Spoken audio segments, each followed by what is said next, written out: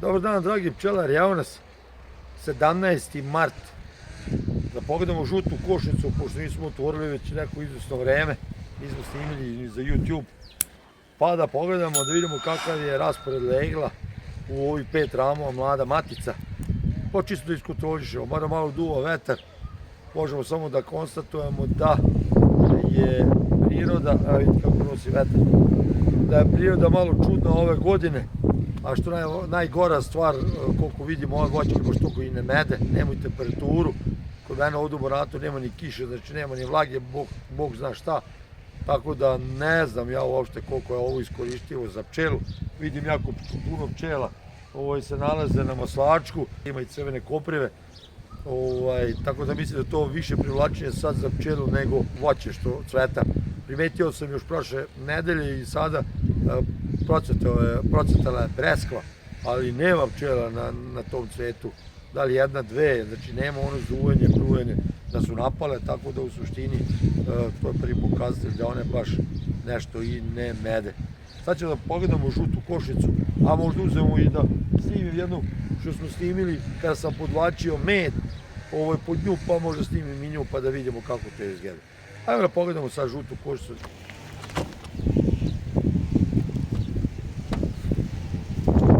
Malo vetar, nadam se da pčele neće biti, da kažemo, puno agresivne. Vidite kako to već popunjeno sve sa pčelama.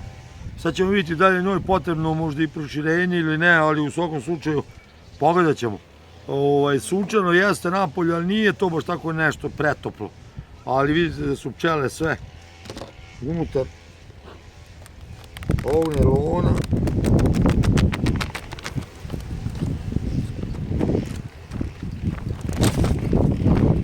I one su se digle, da kažemo, na satonoše.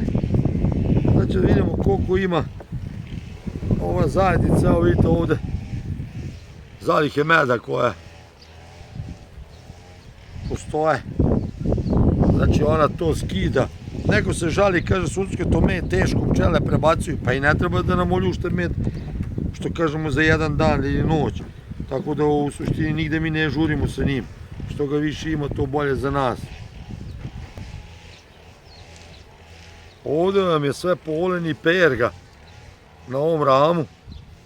Napominjem, ona je na 5 ramova, rojić od prošle godine. Ovde nemamo leglo, s druge strane je prazno.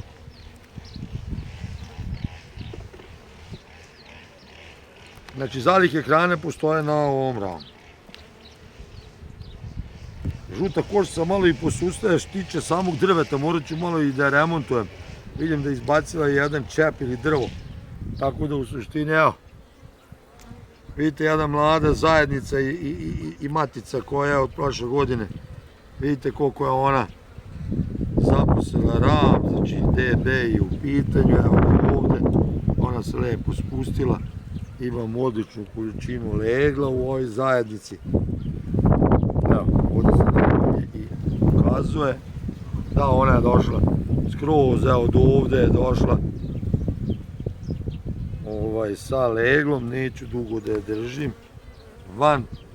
Znači ovo je prvi ram koji je 80% zaležen, da ne kažemo i više od toga, ne treba preterivati. Evo vidite i ovde, znači vidite kako se ona spušta dole polako i širi se, evo došla je do, evo do ovde je zanela, ne pardon, evo do ovde je zanela sve. I ovde vidite kako, znači tu dobijete jednu elipsu koju je ona napravila. Vidite školski primjer nemačkog sistema, ide u zadnji deo. Tu drugi ram koji je odlično zanešen. Znači, sad kad pogledamo, ova zadnjica nema hrane na ramu, nema možda što vi pomislite, zato ima onaj koji iza pregrane daske koji radi tu. Evo vidite ovdje hrana. Znači za hranu nemojte nikada mislite da je problem u nemačkom sistemu. Evo ovdje se spustila znači u ovom trećem ramu se spustila do ovde. Znači u toj regiji se nalazi leglo, s ove strane ima malo više, ali u suštini imamo 2 rama puna i ovo je treći koji ima isto neku količinu. Za divno čudo nisu uopšte pčele, da kažem, ne ljute, već da hoće da izleti iz košnice. Da, i ovo je samo, znači, hrana, nema ničega. Možda imate neki, možda ima neki polen, ali ovo vam je, vidite, ovo je isto ram gleđevnjaka koji je sa desne strane, koji akumulira hranu. Možda i super što stoji tu. Vidite, nisam to ni primetio od pre, ali što se tiče toga, ona ima, znači, ovde videli smo, ima polovinu, ovde ima 80% i ovde ima 80%. Evo sad počinju da malo izleću.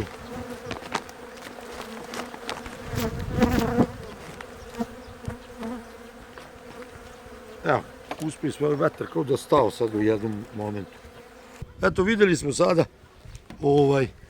ovu žutu maticu, mlada, znači čujemo da ima 2 rama fantastičnog legla, jedan ima polovinu, to je sasvim ok, da su neka normalna vremena i da cveta, da kažemo, sve kako treba i da bagrem, da sve normalno se dešava kao i prethodnih godina. Ovo je bilo sve sasvim ok, zato što mnogo imamo vremena. Evo, vidio sam danas fotografije od bagrema koji je, eto, krenuo i on da gura svoj, da kažemo, list, tako da u suštini vidjet ćemo kako će biti. Vidjet ćemo žuta košnica kako će biti spremna, kako će biti spremna za bagrem. Ne znam šta će biti, evo najavljuju od nedelje, isto neko zahlađenje, to će stopirati nešto, vidim, šiva je procvetala, ali kako da kažem, taj cvet mi nije isto kao što je bio, malo mi je smežuran, kao da kažem, nema svežine, da li zbog te kiše što je fali, normalno, svi znamo, možda padne kiša, pa da ima neku temperaturu da bi to moglo da medi. Ovako to isvetalo fizički, koliko je to interesantno sada pčelama, ne vidim uopšte pčele, evo baš upravo pokušavam da ih vidim, ali ne vidim i na ovo što jeste, ajde duo i vetar. Pogledao sam kajsije koje su isvetale one rane, kao da je neko prošao brenerom preko tih cvetova što su bili, znači brown su, kao da su uvenuli još mnogo pre nego što bi trebalo, tako da u suštini ne znam gde svi žurimo s ovim našim pčelama, ja uopšte ne žurim i mislim da je ovo sasvim ok, da ima sada 2,5 rama DP-a, to vam je kao 4 rama LR-a, tako da u suštini to je to negde da ide, samo kažem, nemojte žuriti, nema potrebe da žurimo, ovo proleće može da bude jako varljivo i može da bude jako problematično. Čisto ono moje neko glasno razmišljanje, ne mora da se složite s ovim, ali mislim da svi trebamo da malo pogledamo šta se dešava u prirodi. Neko će sad reći datum je bitan, nije bitan datum, ali ovo sve što se dešava je po meni nenormalno. Ali vidim ja po drveću, to je prezujilo, to je sve, da kažemo, buktilo od pčela, sada i ne. Kažem, više ih ima dole na Maslačku i na Divljoj Koprivi, nego što ih vidim da ih ima na drveću, ne samo sad, zato što duva vetar, i juče, kada sam isto gledao pčele. Da družimo se i dalje, svako dobro, do sledećeg videa, pozdrav!